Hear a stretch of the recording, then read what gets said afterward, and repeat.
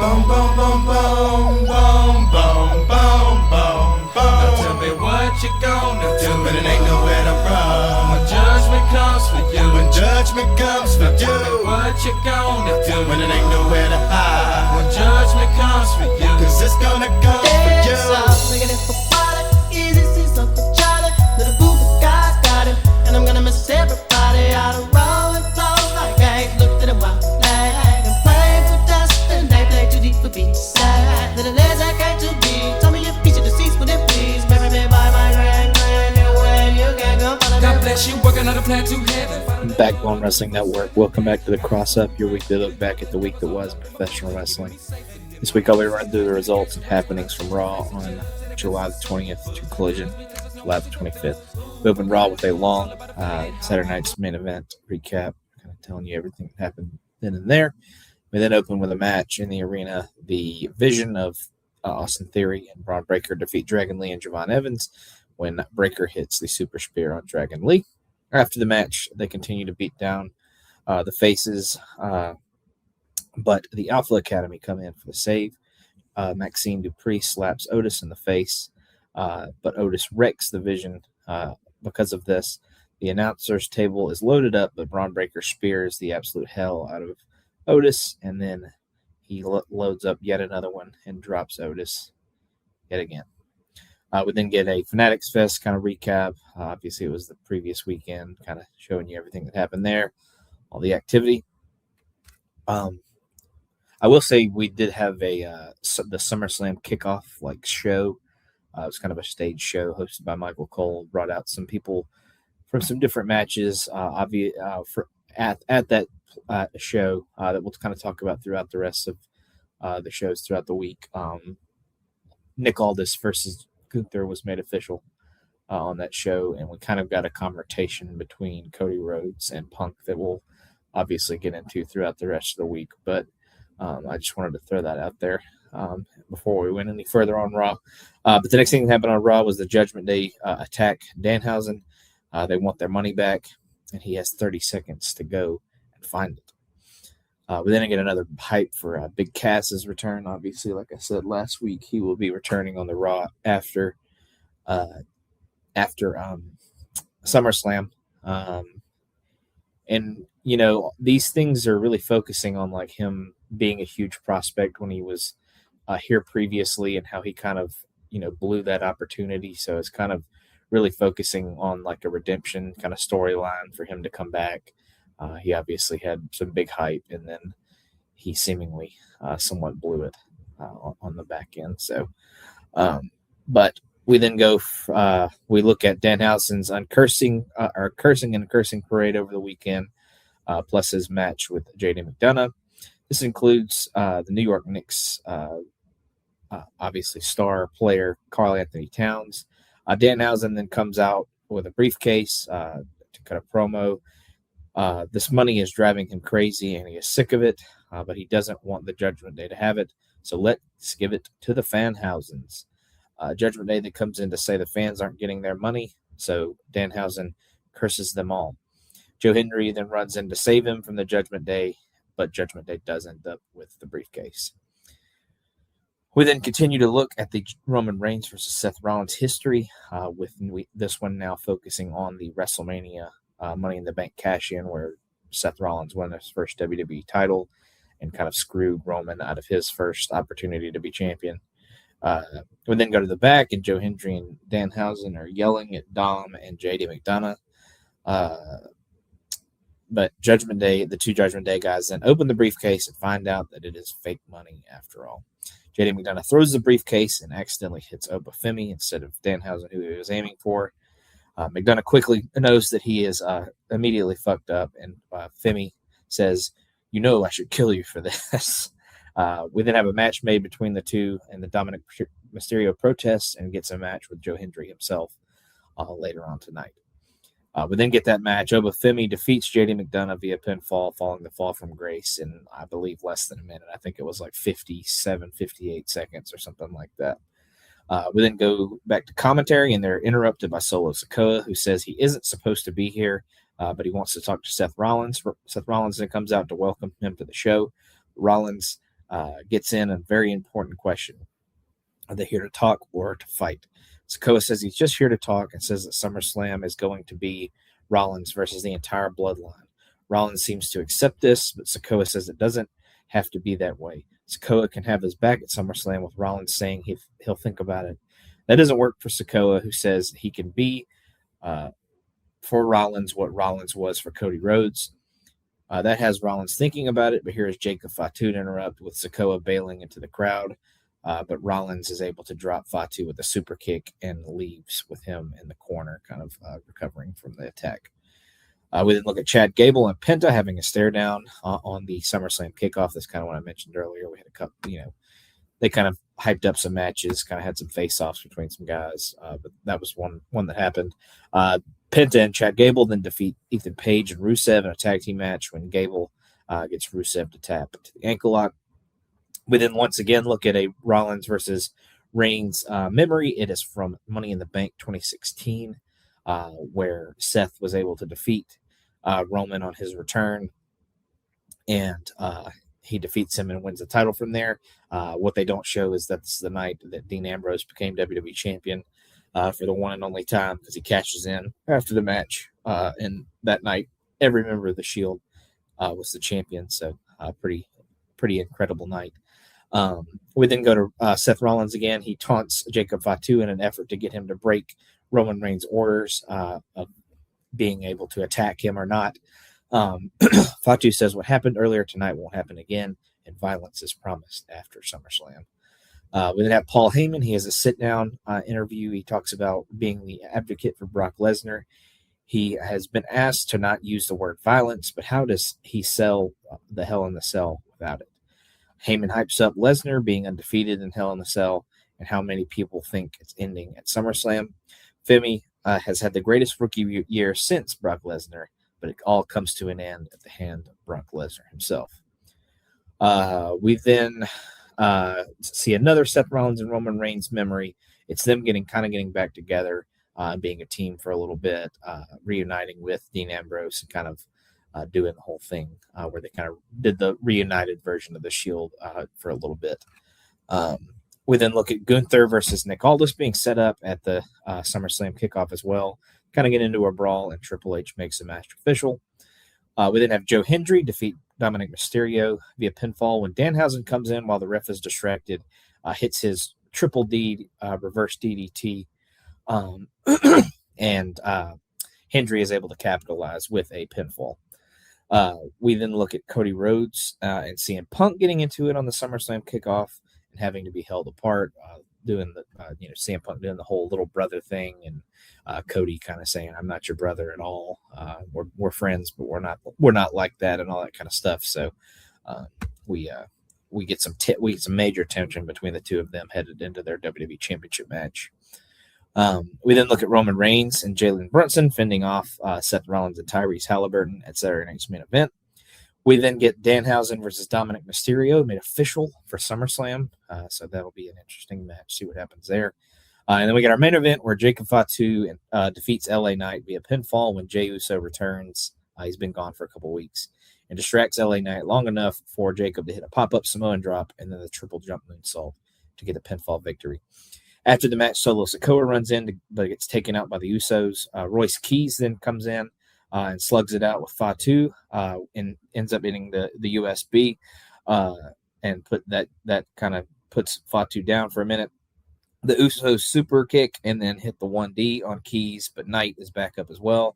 That earns him the Tongan death grip from Fatu, and then he hits him with a couple of the Umaga attacks in the corner, and then the Bloodline stands tall to end the show. Kind of, gets a little bit more hype to the six-man tag that will happen at SummerSlam. So, not exactly the most star-studded Raw per se. I didn't think it was a terrible show, but obviously they put a lot of hype and a lot of work into that SummerSlam kickoff show the day before. So, we didn't exactly get a ton of stars in the in the arena. So, like no Rollins, no Reigns showed up. Cody and Punk were only in backstage segments and kind of replays of stuff that happened at the SummerSlam show. So like I said, maybe not the most star laden episode of Raw, but I didn't think it was a bad episode for that or anything. So the Gable and Penta versus Rusev and Paige would be my best match from Raw. So we'll go from there to NXT. Robert Stone tells the referee for the main event between Naraku and Tony D'Angelo that they cannot touch before the main event. And if they do, the match is off.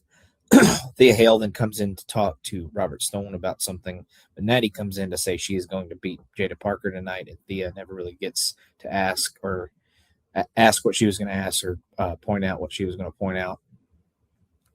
We then go to Dark State. They defeat Noam Dar, Romeo Moreno, and Saquon Sugars when they hit the double toss powerbomb on Moreno.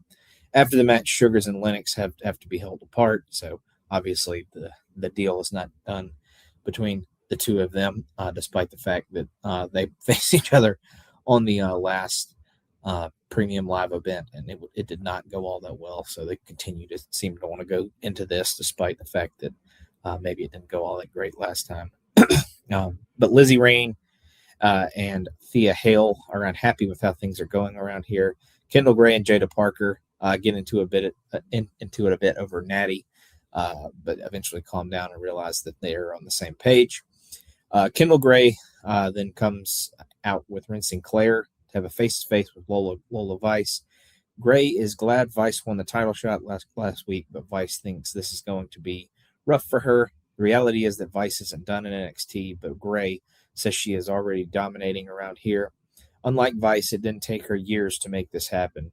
Vice issues the challenge for a underground match on August 4th, with Gray saying that she'll kick Vice's ass so she can go back to shaking it.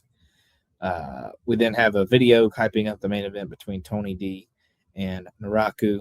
We then have Keanu Carver defeat Hank Walker via pinfall following an Alabama slam. After the match, Carver goes after Tank, but EK Prosper runs in for the save, and Carver is beaten down by the three of them. We then have Natty. She offers her services and her group to kind of help her with Kendall Gray, but Lola is not interested. We then have Shiloh Hill buy a tooth off of Danhausen, and Danhausen is happy to accept Bitcoin as a payment option. We then have Jada Parker defeat Natty via submission when she's in the sharpshooter, and Thea Hale steals the towel from Carmen Petrovich and Nikita Lyons, who are kind of arguing over it, and Thea throws the towel in, and that kind of signifies the end of the match. We then get another hype video for Tony D versus Naraku, setting up the fact that they have a street fight tonight for the championship. We then have Kalani Jordan. She annoys Robert Stone and says she was robbed last week. Stone says the referee's decision is final. OTM comes in to say that they have a match, challenge that they want to throw out. Though Bronco Neiman needs to decide if he's working for NXT or AAA that night, because they're both kind of at the same time, and he's obviously part of the new group that's kind of terrorizing AAA. And Lucian Price doesn't seem too happy about the idea that he's having to choose which show he wants to be on. We then have Sean Spears defeat Nico Vance via DQ when Spears uses the old Eddie Guerrero chair gimmick where he slaps it on the ground and then he kind of throws the chair to him and collapses, and the referee actually falls for it. So that was pretty good. Good old throwback there. Cam Hendrick's knee, he says, is at 67.2%. So that's worse than last week. He said he was at 82%. So he's decreased pretty hard since last week. But Miles Bourne and Tavion Heights come in. Bourne wants to reform a team with Heights, and they would like a shot at the tag team titles. Stone agrees with this if Bourne can successfully defend his North American title next week. Hendricks then says he gets a well-timed text saying his knee is cleared. Stone says if that's true, he can have the title match last week, obviously having previously pinned Bourne in a tag team match. And Tavion Heights seems pretty thrilled about the tag team title shot, but obviously isn't so excited about getting passed over for a North American Championship shot. We then get a hype video for Reina Vulcan. She is ready to prove that she is a natural disaster. She then defeats Skylar Ray via submission when she puts Ray in a torture rack and gets her to tap. She calls her torture rack the natural disaster, apparently. So maybe a little throwback to Typhoon and Earthquake, but also probably just happens to be named that. So we then have Shiloh Hill and Robert Stone. They shill some KFC until Hill gets kind of aggressive and requests a match with Tristan Angels next week. After it's kind of accepted, Hill then calms down, but he also walks away with the chicken. We then have an SUV arrive in the back with commentary speculating that this is whom Stone had been talking to earlier in the night. In that kind of first segment, he walks away on the phone, and that's why he kind of ends up ignoring Thea Hale. So he obviously was on the phone with somebody, maybe a new talent, maybe somebody that's making a return of some sort. We will see shortly. We then have Tony D defeat Naraku in the street fight when he hits the dead to rights through a table, which is his big spine buster. After the match, D'Angelo celebrates, but we then have the debut of former TNA World Champion Mike Santana.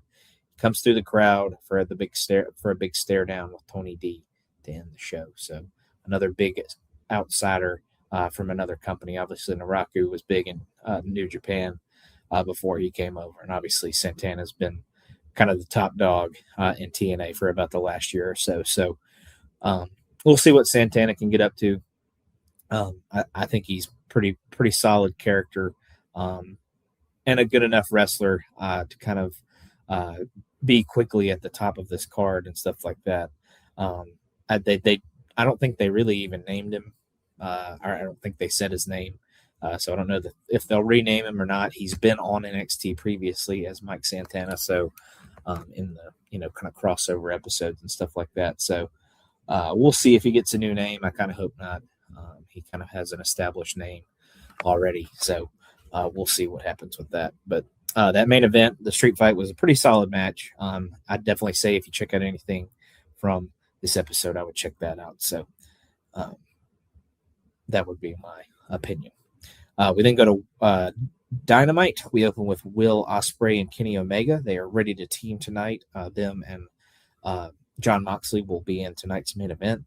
Ospreay mentions that anytime him and Kenny Omega have teamed in the past, they've never lost. They're undefeated as a team, and they agree to tag in and out if any of their previous injuries kind of flare up on them or anything like that. John Moxley then comes in to say that there's no tension in this room, and then things get pretty tense after he says that. So, because obviously Will trusts Moxley pretty holistically, but Kenny Omega does not. We then have our TNT title match. Kevin Knight defeats Darby Allin via pinfall. Darby is on the top rope. He kind of gets tripped up, and Kevin Knight ends up hitting him with the TNT Championship. And then he hits a crazy trio. He hangs Darby in the Tree of Woe, does a crazy coast-to-coast drop kick, and then he hits the UFO splash, and that's how he ends up retaining. After the match, Kyle Fletcher and Kazuchika Okada come out for their tag team match, and Knight is seemingly pretty pissed that they're stealing his spotlight, it seems. We then come back from commercial, and the rest of the Don Callis family is in the ring. Mark Davis is not worried about Andrade El Idolo at Redemption because he will be challenging. Obviously, Mark Davis will be facing Andrade will be facing Mark Davis for his national championship. Knight says he just won on his own, but Fletcher isn't impressed, saying he hopes Knight wins another title on Sunday. Fletcher doesn't need help either, and he's going to make sure that when he has his title match against Bandito at Redemption, the Don Callis family will be banned from ringside as well. And he says, you know what, since we're doing that then, let's do it tonight as well for our tag team match next. So the rest of the Don Callis family leaves. We then have Brodito of Brody King and Bandito obviously defeat Proto Okada of Fletcher and Okada when Bandito hits a 21 plex on Fletcher after Okada had accidentally hit somewhat of a rainmaker on Fletcher and kind of knocked him loopy. So Brodito kind of picks the bones, hits the 21 plex, and gets the win. After the match, Okada begs Fletcher for forgiveness, but Fletcher just yells a lot. Don Callis then sends the team after Brodito, but Andrade comes out before anything can get too far, and the Don Callis family bail fairly quickly. We then have a video of the Painmaker, that kind of, like crazier version of Chris Jericho, I guess is the best way to put it. Obviously, like Finn Balor has the demon. This is kind of like Chris Jericho's version of like his more evil, sadistic side or whatever. But he has the paint on, he has the bat, he has the hat. So we will see that version of Jericho take on Tommaso Ciampa at Redemption. We then have Mick Foley come out to conduct an interview with the two women that will be facing each other this weekend for the Women's World title. He brings out Tekla, then he brings out Willow Nightingale. Tekla is showing off her new Stardom Championship that she's previously won as well. Tekla accuses Nightingale of hiding behind her smiles and offers to beat the poison out of her at Redemption. Nightingale finds it interesting that Tekla accuses someone of wearing a mask and only cares about the AEW Women's title. Foley compares himself to Nightingale as they both had smiles, but Nightingale has a few more teeth. Tekla tells Foley to shut up, and that's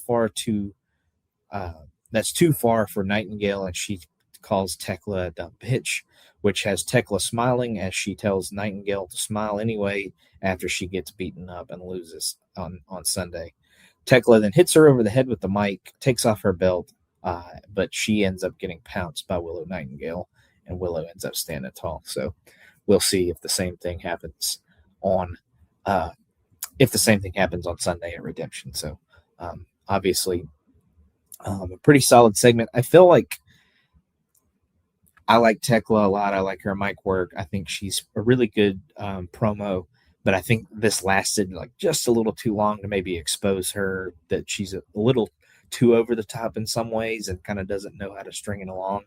I didn't think it was terrible, but a lot of segments are better if you get the idea that they're real. I think this was real, but I feel like maybe these two were out of their element a little bit in this promo segment. So I feel like I've heard a lot of people give this a lot of hype and praise, but I felt like it kind of exposed the two of them. Like Tekla was good in the beginning, but I felt like it kept going, and she just, was a little too over the top by the end. So, but I like her over the topness for the most part, but I just felt like this one kind of maybe lasted a little bit longer than a normal promo segment for her does. We then get hyped for our TBS championship match that's happening at the pay-per-view between Hikaru Shida and Maya World. Then have Jay White defeat Clark Connors via submission with a rolling guillotine choke. After the match, David Finlay runs in with Shillelagh and nails Jay White with it, and then the rest of the Bang Bang Gang comes in to chase him off. We then have Adam Copeland and Christian Cage. They're jumped by Pac and Claudio of the Death Riders. They can't believe that Cope and Cage were stupid enough to challenge them for a match at Redemption. On Sunday, the Death Riders will remind them who they are, and they will become the tag team champions. We then have the Divine Dominion defeat the Sisters of Sin when they hit the Divine Intervention on Julia Hart. Now, this was a hardcore match, and they beat the shit out of each other. So, pretty solid match. One I would probably go back and check out if I was, a wrestling fan that likes some good hardcore action. We then have the Bang Bang Gang. They want a double chain match with the Dogs at Redemption. I don't think they necessarily say which two will be in that match, but they challenge them to a match. I assume Jay White would be involved, and then maybe Juice Robinson would be the other. Or maybe it would be the Guns, who knows. But we then go to our main event. Will Ospreay, Jon Moxley, and Kenny Omega defeat the Don Callis family, represented by Brian Cage, Hechicero, and Jake Doyle, when Ospreay and Omega hit a V-trigger hidden blade combo on Hechicero. After the match, Omega apologizes to Moxley and offers a handshake, but Moxley shoves him. They go nose to nose, so Ospreay breaks it up, only for Omega to shove Ospreay away as well. Moxley is thrilled to see them two obviously not getting along, but here are the Young Bucks to go after Moxley and Ospreay. The Roppongi Vice then runs in, so Omega tries to give them a V-trigger, only to get taken down by a very surprising diving clothesline from Kevin Knight, and Kevin Knight kind of poses with the TNT and AEW World Title to end the show. So obviously having Omega's challenger kind of get one over on him before the big show. But as far as best match, I thought the last tag team match was pretty solid, but I would go with the Night Derby match from the earlier parts of the show as my favorite match. So we will go from there to Impact. We open with AJ Francis and Frankie Kazarian defeating Elijah and Moose when Expressions, who is AJ Francis's new buddy, trips up Elijah on the top rope, and Francis hits the cash out to get the win. And then after the match, Moose and Elijah kind of attack Expressions and lay him out. So maybe writing him off TV for just a little bit. But I don't know if they've given Expressions a name previously, but they kind of mention it on this episode. But I think, like I said, they beat him down pretty good. So I think maybe he might be out for a few weeks. So we then go to Order 4. They open voting for the next number one contender for the international title. The roster will be voting, and they each get one vote, but they cannot vote for themselves. So we will see who ends up winning the vote for this. We then have a TNA Knockouts TV title tournament match. Elena Black and Wendy Chu go to a 10-minute time limit, obviously eliminating them both from the title tournament. So kind of weird. It seems like they kind of really don't know what to do with Elena Black. She's seemingly, well, I'll kind of get into it in a second. It doesn't seem like they know whether they want her to be a heel or a face. She's obviously leaned more heel. But after the match, Xia Brookside runs in and attacks them both. She is the heel, obviously, Knockouts champion. So she's attacking Elena. So that kind of makes me think that Elena's kind of going to start being a face maybe. But obviously her character tendencies so far have been heel, and her and Wendy Chu actually shake hands before this segment ends. So she came in with a lot of fanfare. I feel like obviously she was in NXT before as Cora Jade. She never really got off the mat in that run either. It seemed like anytime they started to push her, she got hurt. So she's very injury prone. And I don't know. I feel like as soon as she came in, she was immediately going to be pushed to the top and maybe even be champion already, or at least be challenging for championships. But I don't even know that she's even gotten a title shot yet. So kind of random, kind of strange that she goes out here to an NXT superstar that's not even really doing much. So I figured this would be an easy win for her. But they both go out here. And M by Elegance, I think, is who they were matched up with in the tournament. So M by Elegance gets a bye to the semifinals. So we'll see what she does with that. But we see more superstars vote for the international title shot, continuing to put ballots in the box. We then have System come out to cut a state of the system promo.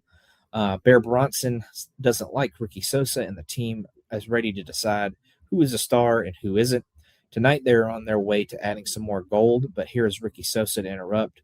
They're not impressed with, obviously Ricky Sosa's not really impressed with them, and they aren't really impressed with him. Leon Slater then comes out. They make a challenge for a tag team match, but the system says we'll do it next week in Philadelphia. Slater says him and Sosa are ready, and they'll see them then. We then learn that Jason Hotch of Order 4 has won the election, which comes after he was looking at the ballot box earlier. Mustafa Ali seems to think it's rather amusing and a rib from the rest of the roster that they would pick one of his own guys. So we'll get more on that later. Mr. Elegance then defeats BDE via pinfall with a swinging downward spiral. We then go to the Hardy compound for, it was some kind of, I just called it a deletion match. It's one of their crazy cinematic matches. It had a special name, but I can't remember what it was, and I didn't bother to look it up, honestly, if I'm being real with you. But the Hardys defeat the Righteous in the deletion match at the Hardy compound when Jeff hits a swanton from a tractor through two tables, which Dutch and Vincent were both on. And he ends up hitting both of them with the swanton, but he ends up pinning Dutch to win the match. We then go to Jason Hotch. He's told to go to management and get this match kind of nullified and canceled. But Leon Slater runs into him and says, not so fast. Slater believes in Jason Hotch and wants him to actually pursue the title match against his boss. We then have Jada Stone defeat Alicia Edwards via pinfall with a roll-up, despite constant interference from Eddie Edwards on the outside. After the match, Alicia goes after her again, but Stone is able to fight her away and clears Alicia out of the ring. This advances Jada Stone in the TV title tournament. So it seemed multiple times like Alicia was going to win this match, which would have been a terrible mistake because she's an awful wrestler, an awful character, and honestly only has a job because her husband is one of the quote-unquote top stars in the company. So we then go back once again to Jason Hotch. He tells Mustafa Ali that he didn't back out of the match and thinks he deserves this for the sake of his wife and child. Ali doesn't seem pleased, but I think he seems to understand that this match is happening whether he wants it to or not. We then have our main event for the TNA World title. Nick Nemeth defeats Casey Navarro via pinfall following a danger zone. Obviously a pretty competitive match. It ends up being my match of the night for Impact. I think if you're a fan of Nick Nemeth / Dolph Ziggler, I think you would enjoy this match. Navarro's obviously, I don't think he's really world title material per se, but he's a good X Division kind of wrestler, and he kind of rose to the opportunity here in this match. So I would give it a watch if you were just looking for something to maybe check out. We then go to SmackDown, though. We look at Triple H making Gunther versus Nick Aldis official for SummerSlam at the SummerSlam kickoff. Adam Pearce and Aldis are already in the ring for a contract signing. Gunther then joins them. Pearce gets to the point. Aldis has to vacate his role as the GM to face Gunther, and WWE is not responsible for what happens in this match. That's fine with Aldis, who signs without a second thought, says he's willing to accept those terms. Gunther says that the match will be the greatest moment of Aldis' career, and this is beneath him, meaning Gunther. The reality is that Aldis is jealous of him. Gunther knows that Aldis is a former NWA World Champion, but he never really made it. He never has really had his opportunity on the biggest stage, which is WWE. But Gunther walked in to WWE, became a huge star with a watch wearing a watch worth half about Aldis' salary. So kind of makes fun of that he has things more expensive than what he makes in a year. Gunther signs, saying that he'll put Aldis' name on the list of legends dumb enough to face him. As Gunther goes to leave, Aldis says that Gunther is trying to buy into this himself. Aldis knows that Gunther is scared because he can't get out of this situation. The reality is that Aldis hasn't had a match in 3 years and has nothing to lose. When he beats Gunther, all that makes Gunther is the guy whose boss made him look like a little bitch. The brawl is on, and Gunther kicks him low and then ends up powerbombing him through the table that was there for the contract signing. We then come back from commercial. Sami Zayn interrupts an update on Aldis' condition. Says he won the title at Night of Champions. It has become clear that the higher-ups didn't want him to be champion, and he wound up facing Punk on a show they weren't even supposed to be on. Aldis and Gunther have a match at SummerSlam, but the guy who was champion 18 days ago isn't even on the card. Adam Pearce comes in, and Zayn wants it made right. Make the match a triple threat match. Pearce shuts that down and yells at him, and he says there will be a fatal four-way match tonight. The winner will face Sami Zayn at SummerSlam in a number one contenders match for the WWE title. Zayn hates having to earn it, but takes it as Pearce says that's all he's going to get. Definitely weird. I feel like over the last few years, they don't really do number one contender matches on pay-per-view, so definitely a different sight to see. We then have Brie Bella defeat Laney Reed via pinfall with a sunset flip. After the match, the rest of Fatal Influence run down to beat down Brie and Paige, but Nikki Bella returns and runs in to make the save. I don't know that this necessarily happens here, but they end up setting up a 6-woman tag at SummerSlam between the Bellas and Paige versus Fatal Influence. And not for the titles or anything like that, but just kind of a revenge match that will happen. We then go to Finn Balor. He is in the four-way tonight. He can't help but think about his first SummerSlam in 2016 when he won the inaugural Universal Championship. Obviously, he got hurt. He has spent 10 years trying to get back to that moment, and now he is oh so close. Gunther then comes in and says he is next in line and says 10 years is a long time, and that won't happen to him. Then get video of the 6-man tag at SummerSlam, LA Knight, Solo Sikoa, and Royce Keys versus the Bloodline, obviously kind of hyping that up, kind of showing what happened on Raw. Keys is warming up when Sikoa comes in to say Keys might be working twice that night as he's in the Fatal 4-Way as well. That's fine with Keys, who is from the area that they're in tonight, ready to fight in front of his friends and family. Knight then comes in to say Keys can handle his business tonight as long as he stays ready for their match at SummerSlam. Sikoa then continues to talk about the team and kind of hype them up heading into their match. We then have Chelsea Green and Tiffany Stratton. They both want to win the interim championship. Green, obviously, kind of her first opportunity at the big gold, so she wants to win her qualifying match tonight. Chelsea Green then leaves to go get ready for her match. Blake Monroe comes in and says she likes Tiffy, but wants her to shine up the title on her shoulder for her because she's coming after it. We then have Chelsea Green win her qualifying match, defeating Kiana James via pinfall following a Unpretty Her. Obviously, like I said, this gets her into the ladder match at SummerSlam to crown the interim champion to face Rhea Ripley at a later date. We then have R-Truth coming in confused about what Damian Priest is doing, because Damian Priest is also in the Fatal 4-Way later tonight. Cody Rhodes then comes in. Cody Rhodes and Priest say they'll be winning at SummerSlam, and Priest promises to win the title after that. And that's an attitude Cody Rhodes can appreciate and leaves in peace, which obviously seems to surprise Priest because Cody's been a little off the handle lately. We then look back at Saturday night's main event in the tag match where Cody Rhodes and CM Punk won.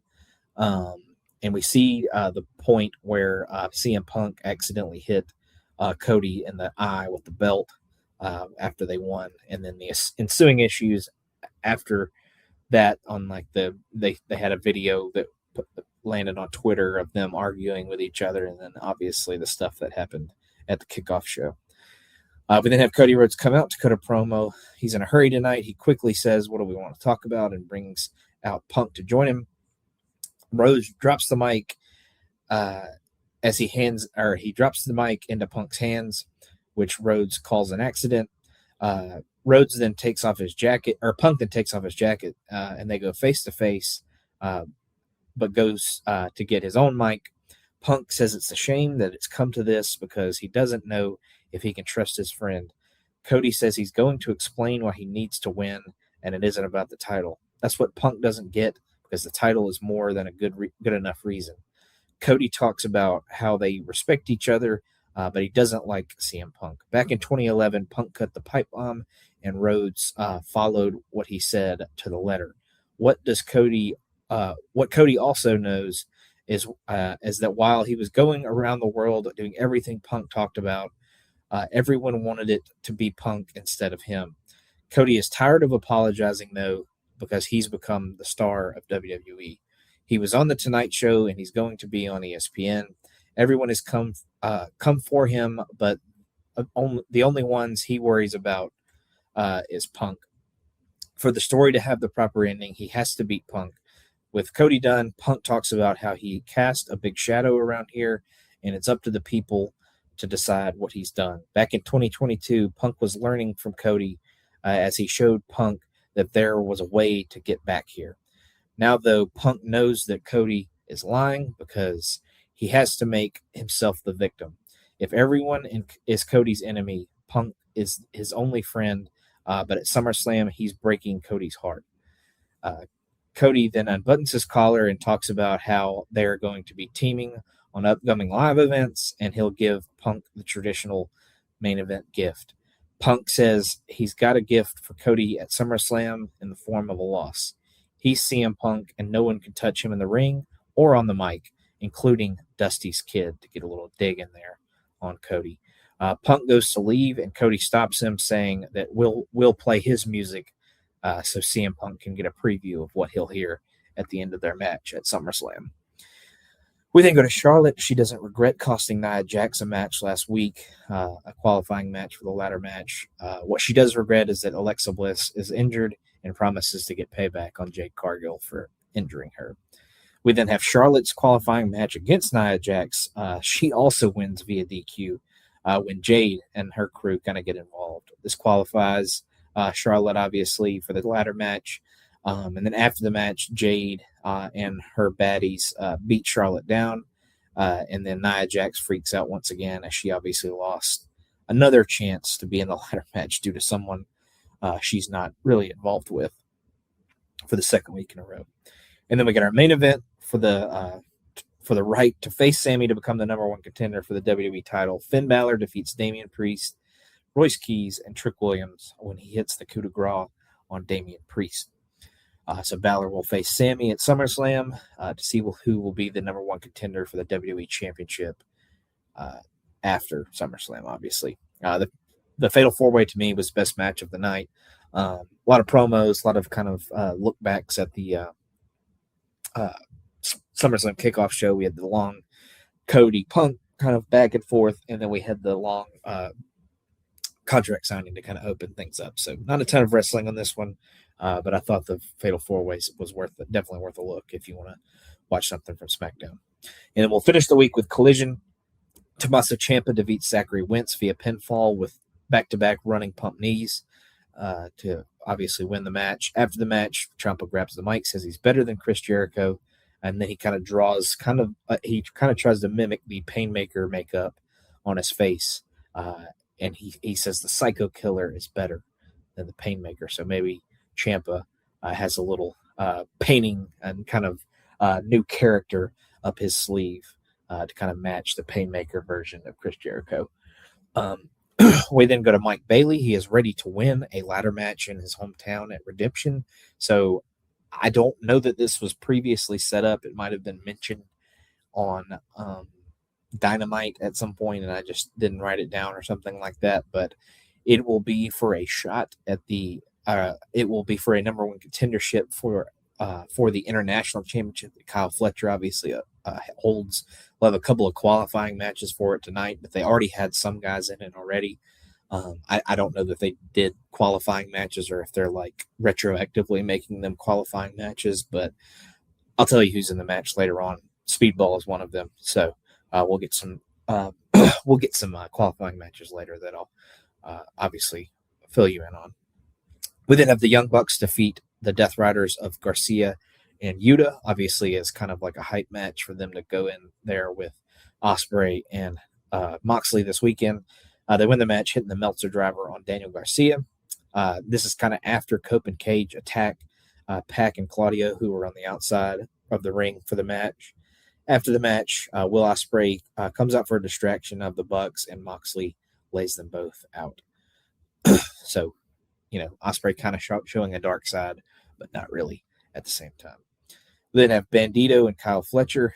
We show them being at San Diego Comic-Con. They obviously get into a bit of a shouting match there. I think they got a little physical, but it doesn't go quite too far. Obviously, as security kind of broke it up. We then have Persephone defeat Angelica Risk via pinfall following a Razor's Edge. We then have Athena and her minions. They are ready to take out the Brawling Birds, though it seems like Billy Starks is a bit lost on the plan that Athena has. So we'll see if that leads to some tension going forward with them.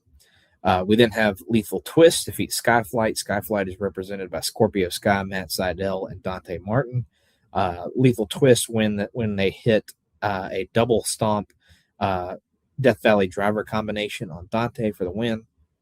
We then have Nick Wayne defeat AR Fox via pinfall following a Falcon Arrow. This qualifies him for the ladder match for the number one contendership for the international title. We will have one more qualifying match here in just a minute.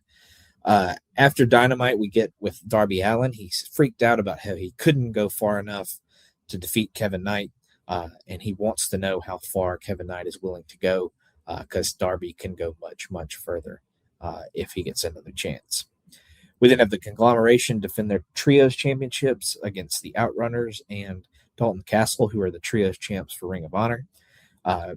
Orange Cassidy wins this with a sunset flip on Turbo Floyd. After the match, the Demand and Lethal Twist run in for the beatdown, and Jeff Jarrett was randomly on commentary and comes in and saves the Conglomeration from further attack. So definitely weird there. Obviously, it seems like they've been building towards a demand conglomeration trios title match, but ironically and stupid enough, the Lethal Twist actually get the trios championship match. So obviously they won against Skyflight earlier, so maybe that's their way that they earned it. But I guess the demand's going to get the shot at All In. I guess that's what they're kind of aiming towards. Obviously, getting the conglomeration gets a wind over their like flunkies, I guess. So we then go to Jack Perry. He wants to win the world title, but he's also ready to come after the international championship as he is in the ladder match as well. Nick Wayne comes in to say he'll be winning instead of Perry, and Perry tells him to make the most of the chances that he gets because obviously they don't come around all that often. And we then get our final qualifying match. El Clone defeats Leo Rush via pinfall with a roll-up where he uses the ropes as leverage.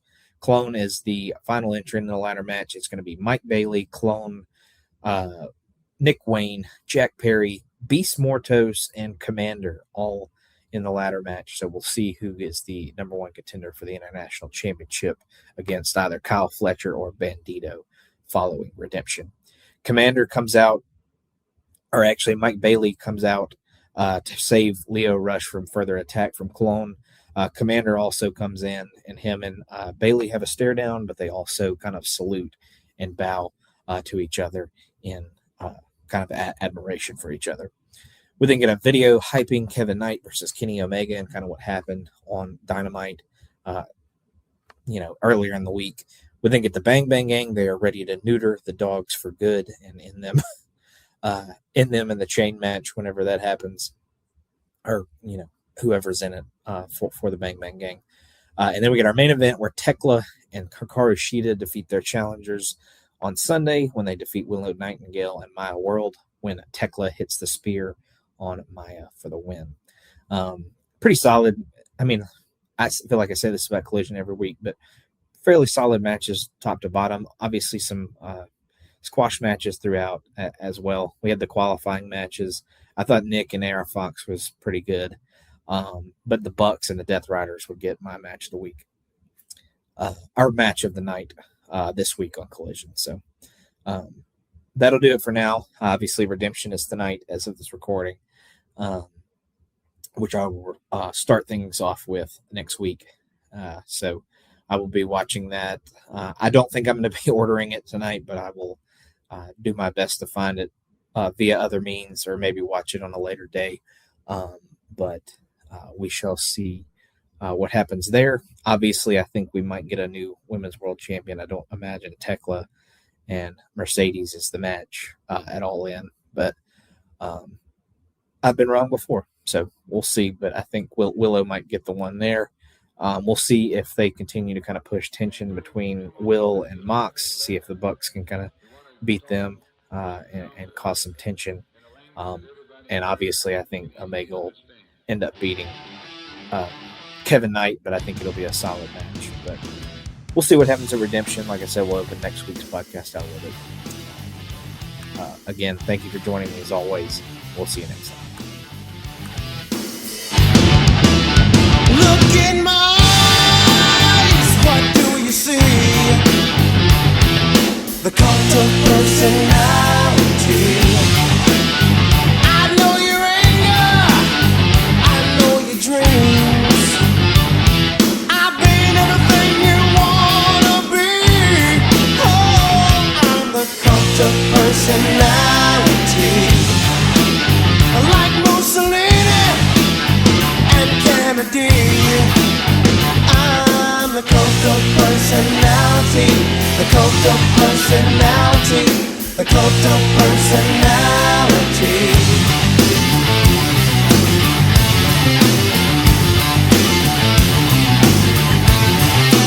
Neon lights, Nobel Prize, when a mirror speaks, the reflection lies.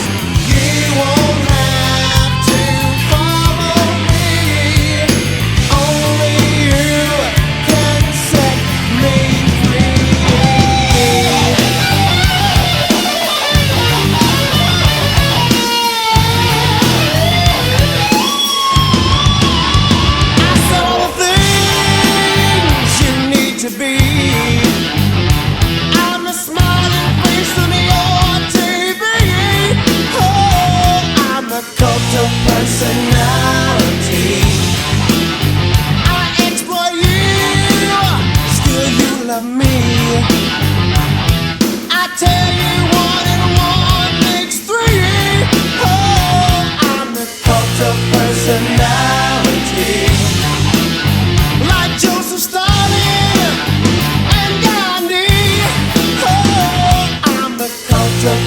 personality. The cult of personality. The cult of personality.